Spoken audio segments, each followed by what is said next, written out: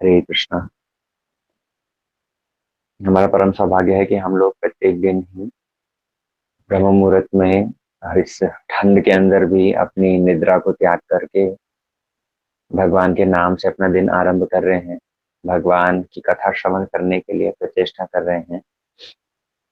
एक साधक को जिस प्रकार की भगवत भजन के अंदर उत्कंठा धारण करनी चाहिए, वैसी उत्कंठा हमारी इस प्रचेष्टा से लगता है कि हाँ, हम सब में वास्तव में भगवत भक्ति के लिए कुछ न कुछ सिंसियरिटी है।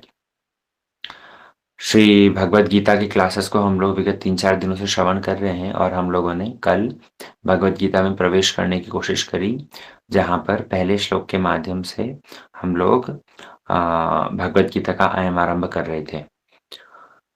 कल हम लोगों ने जो प्रथम श्लोक सुना था, धर्म क्षेत्रे कुरुक्षेत्रे समवेता युयुत्सव मामका पांडवाश्चैव किम अकुर्वत संजय। ये प्रथम श्लोक जो भगवत गीता का है, ये बड़ा ही मुख्य श्लोक है। यद्यपि ये श्लोक धृतराष्ट्र द्वारा कहा गया है। आप भगवत गीता यदि पढ़ेंगे, शुरू में ही आ जाता है धृतराष्ट्र उवाच। तो उवाच मतलब होता है कहना, और धृतराष्ट्र ये जो नाम है, ये नाम अपने आप में ही व्यक्ति की मानसिकता, व्यक्ति की जो मनोवृत्ति है, उसका परिचय दे देता है।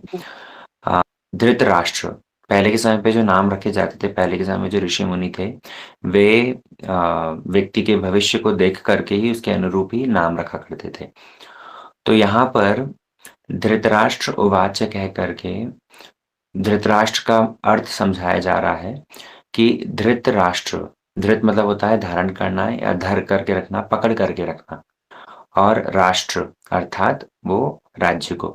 तो ये धृतराष्ट्र की मनोवृत्ति को यहाँ पर लक्षित किया जाता है कि कैसे धृतराष्ट्र हर समय राज्य सत्ता को अपने पास ही रखना चाहते थे। यद्यपि अयोग्य हैं, जड़ अंध हैं, लेकिन जड़ांध होते हुए भी उन्होंने राज्य को अपने योग्य अपने भाई के पुत्रों को देना ठीक नहीं समझा, बल्कि पुत्र मोह में अंधे होकर के ही उन्होंने अपने ही पुत्र धृतराष्ट्र को ही, दुर्योधन को ही ये राज्य परवर्ती काल में सौंपने का निश्चय किया। इसलिए धृतराष्ट्र उवाच।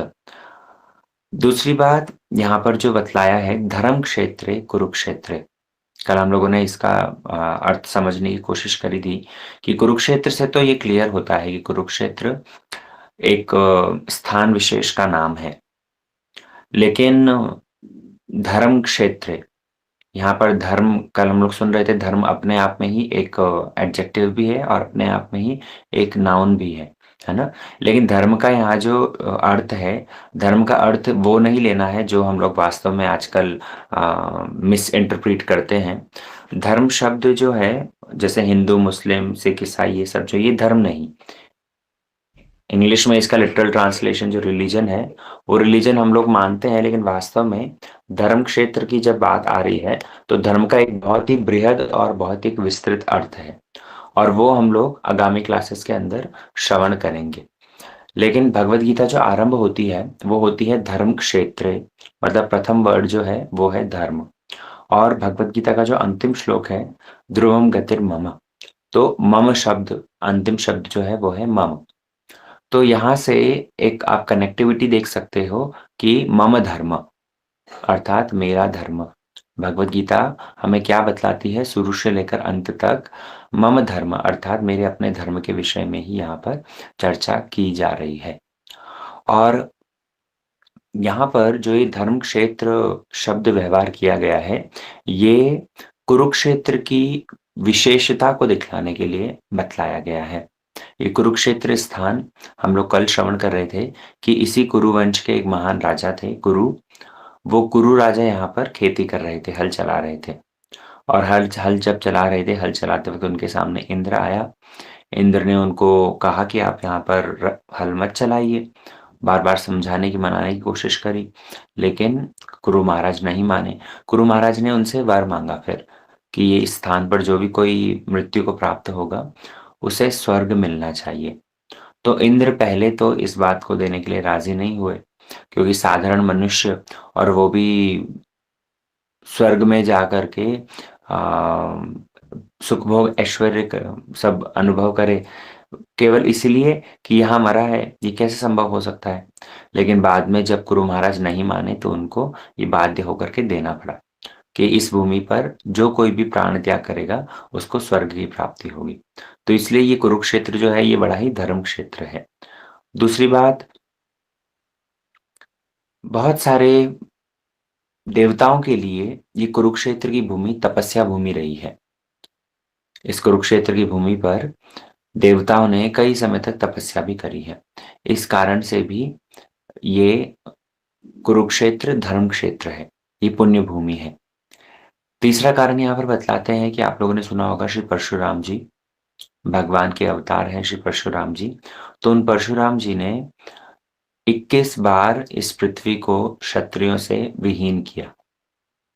जब जब भी क्षत्रिय अपने धर्म से च्युत होकर के अधर्म का मार्ग अवलंबन कर लेते थे, तो उस समय पर परशुराम जी ने उन समस्त क्षत्रियों को मार करके, उन सब का हनन करके इस पृथ्वी को क्षत्रिय शून्य कर दिया था। एक भी राजा नहीं रहा था। और एक बार, दो बार, तीन बार नहीं, 21 टाइम्स, 21 बार। अभी इतने सारे राजाओं की हत्या करी है, इतने सारे राजाओं को मारा है, तो उसके उनके कल्याण के लिए, उसके प्रायश्चित के लिए और उनके मंगल के लिए कुछ ना कुछ तो प्रचेष्टा करनी पड़ेगी। तब ऐसे में परशुराम जी ने इसी स्थान पर आकर के, कुरुक्षेत्र में ही आकर के यज्ञ किया करते थे। इसी कुरुक्षेत्र में 5 स्थानों पर यज्ञ किया था, इसीलिए इसको सीमंत पंचक भी कहा जाता है। तो क्योंकि परशुराम जी की भी ये यज्ञ स्थली रही है, इस कारण से इस कुरुक्षेत्र को धर्म क्षेत्र कहा। तो ये कुछ कारण वहां पर वर्णन किए गए हैं कि ये कुरुक्षेत्र की भूमि को धर्म क्षेत्र क्यों कहा जा रहा है। दूसरी बात यहाँ पर जो बतला रहे हैं वो ये है कि धर्म क्षेत्रे कुरुक्षेत्रे समवेता युयुत्सव। युयुत्सव मतलब युद्ध करने की इच्छा से। समवेता मतलब एकत्रित हुए। कौन कौन एकत्रित हुए? बोले मामका। मामका मतलब मेरे, और पांडवाश्चैव, पांडव के पुत्र। अभी ये पहले लाइन जो यदि आप पढ़ोगे तो पहले लाइन के अंदर ही ये तो स्पष्ट हो जा रहा है कि कुरुक्षेत्र के अंदर युयुत्सव, युद्ध करने की इच्छा से समवेता, सब एकत्रित हुए हैं। तो दूसरे लाइन के अंदर जब कहा है किम अकुर्वत संजय, तो वहां पर आकर के उन्होंने क्या किया, तो इससे पता चलता है कि व्यक्ति बड़ा मूर्खतापूर्ण प्रश्न कर रहा है ना? शास्त्र में जैसे देखो, कोई प्रश्न ऐसा जो कि बहुत ही ऑब्वियस प्रश्न है, तो ये ऑब्वियस प्रश्न यदि कोई पूछता है उसका आंसर मतलब you are answering your own question. आपने कुछ पूछा और उस प्रश्न का उत्तर भी आप स्वयं ही पूछते वक्त ही दे रहे हो। तो ऐसा प्रश्न पूछना ये ठीक नहीं माना जाता, है ना? तो यहाँ धृतराष्ट्र ने जब कहा है कि समवेता युयुत्सव, कुरुक्षेत्र की युद्ध भूमि में वो सब लोग युद्ध करने के लिए एकत्रित हुए, तो उसके बाद वापस ये क्यों पूछ रहा है कि किमा कुरुवत, उन्होंने क्यों किया? तो इसका मतलब या तो ये है कि धृतराष्ट्र बहुत बड़ा मूर्ख था, उनको समझदार नहीं थे, है ना? या फिर जो प्रश्न का उत्तर देंगे संजय, वो संजय भी हो सकता है ठीक बुद्धि वाले नहीं थे।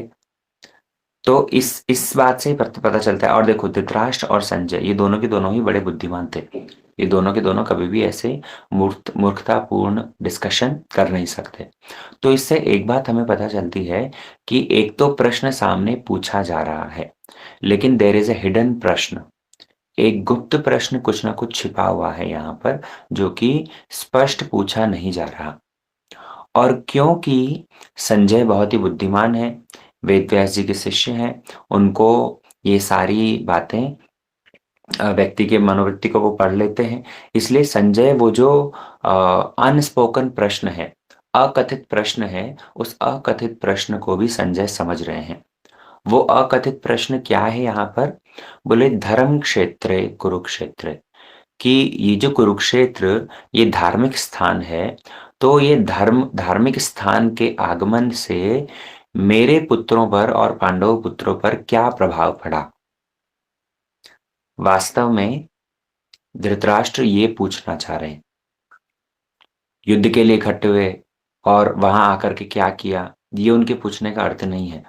जैसे कोई व्यक्ति यदि ये कहे कि अरे तुम लोगों ने वहाँ पर रेस्टोरेंट्स में जाकर क्या किया? ऑब्वियस सी बात है, अगर कोई रेस्टोरेंट में जा रहा है, तो रेस्टोरेंट में जाकर के भोजन ही करेगा। ये प्रीटी ऑब्वियस है। वहाँ बर्थडे पार्टी के लिए तुमने रेस्टोरेंट में जाकर क्या किया? रेस्टोरेंट में गए हैं, बर्थडे पार्टी है तो ऑब्वियसली सेलिब्रेशन किया होगा, कुछ भोजन किया होगा, कुछ खाए पिए होंगे। तो ये एकदम स्पष्ट उत्तर इसका प्रश्न में ही छिपा हुआ है। तो ठीक उसी प्रकार यहाँ पर जब धृतराष्ट्र पूछ रहे हैं कि युयुत्सव, युद्ध के लिए इकट्ठे हुए, लेकिन किम अकुर्वत, क्या किया? तो इससे हमें समझना चाहिए कि यहाँ पर धृतराष्ट्र जो दिख रहा है एज़ इट इज़, वो नहीं पूछना चाह रहे। वो वास्तव में ये पूछना चाह रहे हैं कि धर्म क्षेत्र पर एकत्रित होने के बाद में मेरे पुत्रों के ऊपर उस धर्म क्षेत्र का क्या प्रभाव पड़ा? क्योंकि स्थान विशेष का बहुत प्रभाव होता है। हमने कितनी बार बतलाया है देखो कि स्थान विशेष पर जाने के फलस्वरूप व्यक्ति की मनोवृत्ति अपने आप ही बदलने लगती है। कोई-कोई व्यक्ति स्थान विशेष पर जाकर के ये भले ही बड़ा तामसिक हो, लेकिन उसकी सात्विक प्रवृत्ति हो जाती है। जैसे वृंदावन धाम। अब देखिएगा ब्रजधाम में, वृंदावन धाम में यदि कोई आता है, दिल्ली, गुड़गाँव, मुंबई से, बड़े-बड़े महानगरों से व्यक्ति वहाँ पहुँचता है और पहुँच कर के वहाँ पर बड़ी धार्मिक प्रवृत्ति का दिखने लगता है। माथे पर बिल्कुल पीला पटका सा बाँध लेगा और राधे-राधे के छापे लगवा लेगा, तिलक लगा लेगा और भगवान का नाम उच्चारण करते हुए, भगवान की प्रसादी माला पहन करके निधि वन में, राधा रमण जी में, बांके बिहारी के दर्शन करने के लिए डोलते रहते हैं। है ना? यद्यपि रहते हैं बहुत बड़े-बड़े महानगरों में जहाँ का परिवेश बड़ा तामसिक है। स्वयं भी बड़ा तामसिक क्यों ना हो, लेकिन जैसे ही पहुँचते हैं वृंदावन के अंदर तो उनकी मनोवृत्ति बदल जाती है ना? और जैसे वृंदावन से बाहर आए, वृंदावन से बाहर आने के साथ-साथ ही क्या होता है, हाथ में सिगरेट ले ली, शराब पीने कहीं पर देख कर के शराब के स्थान पर रोक करके शराब खरीदी और वो सब पीने लग जाते हैं।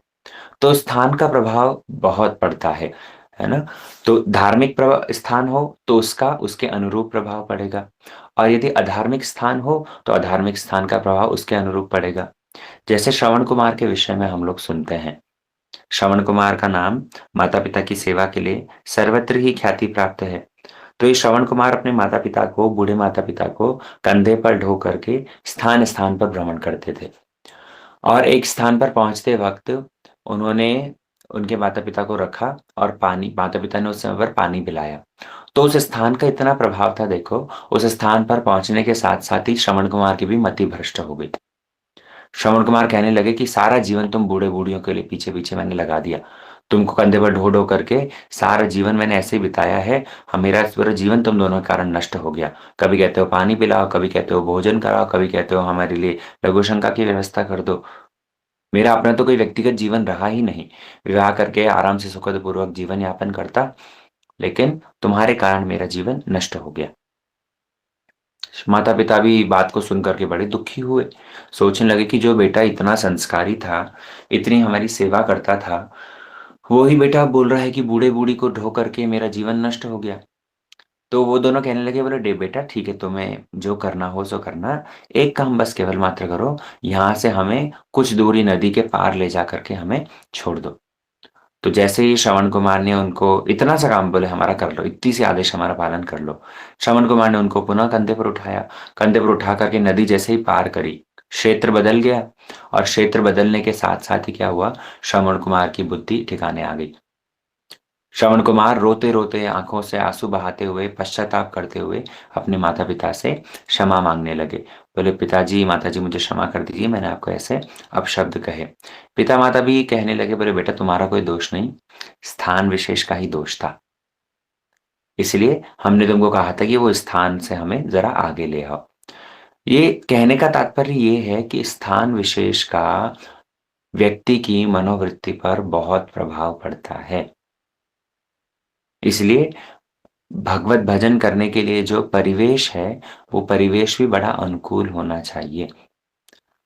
कभी-कभी हम लोग क्या करते हैं, भगवत भजन यदि घर में करने की कोशिश करते हैं, तो ऐसे बिल्कुल भक्त बन जाते हैं, ऐसे बिल्कुल भक्ताणी बन जाते हैं कि घर का परिवेश खराब होने लगता है। घर वाले सोचते हैं बिल्कुल ही क्या करने लग गई है आजकल, कहीं साध्वी बन करके हमको छोड़-छाड़ करके भाग जाएगी, या हमारे पतिदेव आजकल कैसे हो गए हैं, किन बाबाजियों के चक्कर में पड़ गए हैं, ये तो लगता है कि हमको छोड़ ही देंगे। लेकिन व्यक्ति को अपने अधिकार के अनुसार अपने घर के परिवेश को ठीक रखने के उद्देश्य से बहुत सोच-विचार करके चलना चाहिए। भगवत भजन कोई आडंबर, कोई शोबाजी नहीं है। और गुरु महाराज तो इस बात को बिल्कुल भी प्रश्रय नहीं देते कि आप अपने घर में कलेश करके, घर की अ, व्यवस्था को बिगाड़ करके और उसके बाद में भगवत भजन के लिए आगे बढ़ो। भगवत भजन वो व्यक्तिगत व्यापार है ना? वो आपका पर्सनल बिज़नेस है। आप कैसे भजन कर रहे हो, किस समय पर, किस तरह से कुशलता दिखला करके अपना हरिनाम जाप, अपना आनेक संध्या इत्यादि कर रहे हो, तो वो व्यक्तिगत व्यापार है। तो कहने का उद्देश्य ये रहा कि कुरुक्षेत्र की रणभूमि पर एकत्रित होकर के पांडवों और कौरवों ने क्या किया?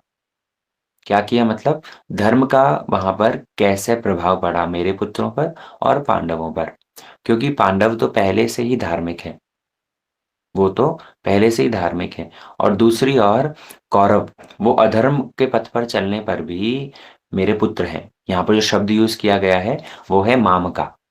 तो ये मामका शब्द स क्या दिखला रहा है? ये मामका शब्द यहाँ पर दिखलाता है कि धृतराष्ट्र कितने पक्षपात कर रहे हैं। इंग्लिश में जिसको आजकल नेपोटिज़्म, बॉलीवुड में आपने शब्द सुना होगा, नेपोटिज़्म जो शब्द यूज़ किया जाता है, तो यहाँ पर वो ही चीज़ दिख रही है कि अपने बेटों के लिए तो उसने ये नहीं बोला कि कौरवा, अपने बेटों के लिए तो कहा है मामका, मेरे, और पांडव पुत्र के लिए उन्होंने कहा है पांडवाश्चैव, कि पांडव पुत्रों ने क्या किया। तो इसका मतलब वो पांडव पुत्रों को, पंच पांडवों को धृतराष्ट्र कभी भी अपना बेटा मानता ही नहीं था। यद्यपि पांडु की अल्प उम्र में ही मृत्यु हो गई थी, कुंती महारानी विधवा हो गई थी, तो एक तरह से वो 5 पुत्र भी इन 100 पुत्रों के समान ही उसे लालन-पालन करने चाहिए, है ना? भाई होने के कारण भाई के पुत्रों को भी अपने ही पुत्र के समान लालन-पालन करना चाहिए था। लेकिन दुर्योधन कभी भी उनको पसंद नहीं करता था। इसीलिए ये धृतराष्ट्र ने भी हर समय अपने पुत्र का पक्ष लेकर के पंच पांडवों से बैर ही किया। कैसे बैर किया? भीम को जिस समय पर बचपन में लड्डू खिलाए गए, विष लड्डू, तब पर भी धृतराष्ट्र ने दुर्योधन को आपत्ति नहीं करी।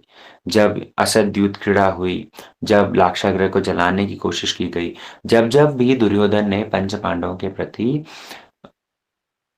कुचेष्टा करी है, तब-तब ही धृतराष्ट्र ने इन अ वे उनको प्रश्रय ही दिया। अरे! ये बच्चे मेरी बात नहीं सुनते, ये दुर्योधन बिल्कुल मेरे से अबाध्य हो गया है। तो इस तरह से ऊपर-ऊपर से भले ही जनता को दिखलाता था कि हाँ, मैं इनके पक्ष में नहीं हूँ, लेकिन वास्तव में वो दुर्योधन का ही फ़ेवर करता था। इसलिए ये मामका शब्द जो है यहाँ पर बड़ा इम्पोर्टेंट है। और ये जो पहला वर्स है, ये पहला भगवद गीता का श्लोक है, ये भगवद गीता के पहले श्लोक से ही सारे महाभारत की पृष्ठभूमि तैयारी होती है। क्यों? क्योंकि ये मामका शब्द के कारण ही युद्ध हुआ। मेरे, मेरे पुत्र, मेरे पुत्रों को ही राज्य मिलना चाहिए। मेरे पुत्र ही पूरी राजगद्दी पर शासन करें। ऊपर-ऊपर से दिखला रहे हैं कि वो संधि चाहते हैं। जिस समय भगवान कृष्ण युद्ध के लिए, युद्ध से पूर्व संधि करने के लिए पहुँचे हैं, पंच पांडवों के लिए 5 गाँव ही माँगे थे, तो दुर्योधन के बहकावे में आकर के धृतराष्ट्र इत्यादि ये सब लोगों ने संधि के लिए मना कर दिया। दुर्योधन कल हम लोग सुन रहे थे ना, दुर्योधन ने तो इतना तक कह दिया कि युद्ध के बिना एक सुई की नोक बराबर भूमि भी नहीं मिलेगी। तो बाहर से भले ही धृतराष्ट्र ने दिखलाया है कि हाँ, संधि हो जानी चाहिए, युद्ध नहीं होना चाहिए, शांतिपूर्वक काम होना चाहिए। लेकिन अंदर ही अंदर वो क्या चाहते हैं? युद्ध हो, युद्ध हो जाए। इसलिए यहाँ पर बतलाया मामका पांडवाश्चैव, पांडवों ने और मेरे पुत्रों ने वहाँ पर किम अकुर्वत संजय, उन्होंने क्या किया हे संजय। यहाँ पर संजय का भी बड़ा मुख्य रोल है। ये संजय जो हैं ये वेदव्यास जी के शिष्य हैं और इनको वेदव्यास जी की कृपा से ही दिव्य दृष्टि प्राप्त हुई थी। तो ये दिव्य दृष्टि के कारण ही अ, कुरुक्षेत्र की भूमि पर जो कुछ घटना हो रही है, उस घटना को ये धृतराष्ट्र के सामने वर्णन कर पा रहे हैं, है ना? कल हम लोगों ने बतलाया था कि 2 कन्वर्सेशन यहाँ पर चल रहे हैं कि एक तो संजय और धृतराष्ट्र के बीच में जो कन्वर्सेशन हो रहा है हस्तिनापुर में, और दूसरा कन्वर्सेशन चल रहा है अर्जुन और भगवान के बीच में, जो कि हो रहा है महाभारत की युद्ध भूमि यहाँ कुरुक्षेत्र में, है ना? तो संजय वहाँ पर हस्तिनापुर में धृतराष्ट्र के सामने बैठ कर के सारी बातों का वर्णन कर रहे हैं। इसलिए यहाँ संजय ये फर्स्ट श्लोक जो है, ये केवल मात्र एक पहला श्लोक है जो कि धृतराष्ट्र ने बोला। इसके अलावा और कोई भी श्लोक धृतराष्ट्र द्वारा कहा गया नहीं है। उसके बाद में केवल संजय, कृष्ण और अर्जुन, इन तीनों के ही श्लोक आपको मिलेंगे। लेकिन ये धृतराष्ट्र द्वारा बोले जाने पर भी बड़ा ही महत्वपूर्ण श्लोक है। बहुत महत्वपूर्ण श्लोक है। इसी एक श्लोक की ही व्याख्या हमारे श्रील भक्ति विवेक श्रील भारती गोस्वामी महाराज जी ने करी थी कॉलेज में। जिस समय परम गुरुदेव श्री श्रील भक्ति श्री रूप सिद्धांति गोस्वामी महाराज जी वो एक कॉलेज स्टूडेंट थे। तो उस समय पर ये गौड़िया मठ के साधुओं ने आकर के जो प्रवचन किया था, हम सुनते हैं परम गुरुदेव की तिथि पर किस प्रकार वो मठ में आए। तो श्रील भक्ति विवेक भारती गोस्वामी महाराज जी ने इसी पहले श्लोक की ही बड़ी विस्तृत व्याख्या करी थी, और वो विस्तृत व्याख्या को श्रवण करके ही श्रील भक्ति स्वरूप सिद्धांति गोस्वामी महाराज जी का मठवास हुआ। वो गौड़िया मठ के प्रति आकर्षित हुए, और आकर्षित होने के बाद में मठ में ही उनका आगमन हुआ। तो पहला श्लोक यहाँ पर जो बतलाया है, किम अकुर्वत संजय, यहाँ पर ये जो अकुर्वत शब्द है, ये अकुर्वत शब्द भी पास्ट टेंस है। ये जो क्या किया था, जो लोग थोड़ा संस्कृत का ज्ञान रखते हैं वो इस चीज को समझ पाएंगे। किम अकुर्वत, या तो उनको पूछना चाहिए था कि वहां पर क्या हो रहा है या क्या कर रहे हैं, लेकिन यहाँ जो श्लोक है ये बतलाया गया है किम अकुर्वत संजय, कि उन्होंने क्या किया, एकत्रित होकर के क्या किया। मतलब ये सूचित कर रहा है कि घटना पास्ट में हो चुकी है, पूर्व काल में हो चुकी है। तो यहाँ प्रश्न उठता है कि ये संजय भगवत गीता धृतराष्ट्र को बाद में सुनाए थे, क्या घटना पहले हो चुकी थी और उन्होंने क्या बाद में सुनाया था? तो यहाँ पर कई संत लोग इसका सामंजस्य करते हुए बतलाते हैं कि महाभारत का जो युद्ध था वो 18 दिनों तक चला, और 18 दिनों तक कंप्लीट युद्ध चला था। उसमें से 10वें दिन भीष्म पितामह गिर गए थे। भीष्म पितामह जो शैय्याशायी हुए थे, उन्होंने बाणों की जो शैय्या पर लेट गए थे, वो हुआ था 10वें दिन। और क्योंकि भीष्म पितामह सबसे महान योद्धा थे, भीष्म पितामह की टक्कर का कोई भी नहीं था। पंच पांडवों में से चाहे अब वो अर्जुन हो सर्वश्रेष्ठ गांडीवधारी, चाहे धृष्टद्युम्न हो, चाहे अन्य अन्य कौरवों की तरफ से हो, भीष्म पितामह जैसा कोई नहीं था। अनबीटेबल, उनको कोई परास्त कर ही नहीं सकता, और इच्छा मृत्यु का वरदान तक लेकर के बैठे थे। तो ये भीष्म पितामह की जो गिर जाना था, भीष्म पितामह का जो युद्ध भूमि में परास्त होना था, ये एक बहुत बड़ी खबर थी। तो इसलिए संजय ने क्या किया था, संजय 10 दिनों तक तो वहीं युद्ध में ही थे, और 10वें दिन जिस समय भीष्म पितामह गिरे हैं, तो वो सूचना एक बड़ी खबर थी। ये बड़ी खबर को देने के लिए ही संजय आ गए थे धृतराष्ट्र के पास में, हस्तिनापुर। और उस समय पर हस्तिनापुर में धृतराष्ट्र ने जब संजय को देखा है, तब जाकर के उनसे पूछा कि मेरे पुत्रों ने और पांडवों ने वहां पर एकत्रित होकर के क्या किया। अर्थात धृतराष्ट्र पूछना चाह रहे हैं कि भीष्म पितामह जैसे महान योद्धा भी धराशायी हो गए, तो मुझे बतलाओ तो ऐसा क्या हुआ। तब उन्होंने इनिशियल से सुनाना चालू किया है। तो धृतराष्ट्र ने ये श्लोक कह रहे हैं कि किम अकुर्वत संजय। अकुर्वत का ये जो पास्ट टेंस यूसेज है वो इस तरह से यहाँ पर जस्टिफाइड है। ठीक है, ये पहले श्लोक में बतलाया है धर्म क्षेत्रे कुरुक्षेत्र। अब ये जो क्षेत्र शब्द है, ये क्षेत्र शब्द का एक अर्थ तो हमें समझ में आता है भूमिखंड, धर्म क्षेत्र, है ना? एक अर्थ तो समझ में आता है, किसी भूमिखंड को लेकर के यहाँ पर चर्चा हो रही है। हम आगे श्रवण करेंगे, क्षेत्र का और एक अर्थ होता है हमारा ये शरीर। भगवान ने अर्जुन को भगवत गीता में बतलाया है आगे, इदं शरीरम क्षेत्र इति अभिधीयते। इदं शरीरम कौन्तेय क्षेत्र इति अभिधीयते। तो हमारे शरीर को भी क्षेत्र बतलाया गया है, और इस क्षेत्र के अंदर भी क्या होता है, द्वंद्व चलता है। जैसे महाभारत की युद्ध भूमि, जैसे कुरुक्षेत्र की युद्ध भूमि पर महाभारत होगी, युद्ध होगा, ठीक उसी प्रकार कभी कभी हमारे शरीर के अंदर, हमारे मन के अंदर भी युद्ध चलता है। किसका युद्ध चलता है? वही धर्म और अधर्म का, सत और असत का, शास्त्र सम्मत वाक्य और मनमानी वाक्यों का। तो इस तरह से हमारे मन के अंदर भी युद्ध चलता है। लेकिन उस युद्ध के चलने पर अंदर जो द्वंद्व चल रहा है, वो द्वंद्व यदि चल रहा हो तो उसका सामंजस्य कौन करता है? उसका सामंजस्य करते हैं भगवान कृष्ण। जैसे कुरुक्षेत्र की रणभूमि पर भी जब युद्ध होना था, तो युद्ध से पूर्व अर्जुन मोहित हो गए। पहले जो अध्याय है, इस पहले अध्याय का नाम इसलिए बतलाया है अर्जुन विषाद योग, है ना? तो प्रश्न हो सकता है कि चलो कर्म योग, ज्ञान योग, भक्ति योग, ये सब तो समझ में आते हैं, लेकिन विषाद से कोई कैसे भगवान से युक्त हो सकता है? योग मतलब युक्त होना, जुड़ना। तो कोई विषाद के माध्यम से कैसे भगवान से युक्त हो सकता है? यही इस पहले अध्याय में बतलाया है कि अर्जुन भी कैसे जब विषादग्रस्त हो गए थे, तो विषादग्रस्त होने पर कृष्ण चरणों में शरणागत हुए, और कृष्ण ने ही उनके इस विषाद को दूर किया। तो ठीक उसी प्रकार हमारे शरीर के अंदर, हमारे भी मन के अंदर जब बहुत सारे द्वंद्व चलते हैं, हमारे मन के अंदर भी जब बहुत सारे कन्फ्यूजन्स क्रिएट होते हैं, बहुत सारी परेशानियों के कारण हम भी डिप्रेस्ड हो जाते हैं, या जिस किसी तरह की भी असुविधा होती है, तो तब उस समय पर हमें भी कृष्ण चरणों में शरणागत होकर के भगवान से युक्त होना चाहिए। भगवान ने अर्जुन के विषाद को दूर करने के लिए ही ये भगवत गीता सुनाई। तो ठीक उसी प्रकार हम भी अपने मन के जो विषाद है, या मन के अंदर जो कन्फ्यूजन है, जो द्वंद्व है, उसको दूर करने के लिए भगवत गीता का आश्रय लेंगे। इस तरह से यहाँ पर ये पहले श्लोक का व्याख्या रही है।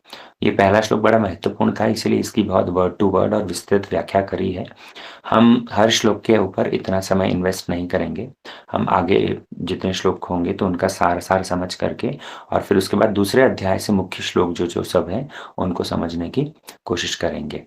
पहले अध्याय का इसका नाम है सेटिंग अप द सीन, या फिर ऑब्जर्विंग द बैटलफील्ड, है ना? कैसे युद्ध भूमि का क्या वहाँ पर वर्णन है, वो सारा सब इस पहले अध्याय के अंदर बतलाया गया है। तो हम आगे आने वाले श्लोकों को थोड़ा-सा फास्ट फॉरवर्ड करके श्रवण करते-करते फिर द्वितीय अध्याय के अंदर प्रवेश करेंगे, जहाँ से एक-एक श्लोक कुछ मुख्य श्लोक हैं। हो सकता है हमारी ये जो क्लासेस हैं भगवद गीता की, ये थोड़ी-सी लंबी चलें, लेकिन अब एक बार जब आरंभ हो गया है, तो कोशिश करेंगे जैसे पूरा विस्तृत भाव से ही भगवद गीता के इन श्लोकों को चर्चा करते हुए हम आगे बढ़ें। ठीक है? आज के सत्र को यहीं विश्राम देते हैं। वाञ्छाकल्पतरुभ्यश्च कृपा सिन्धुभ्येव च पतितानां पावनेभ्यो वैष्णवेभ्यो नमो नमः।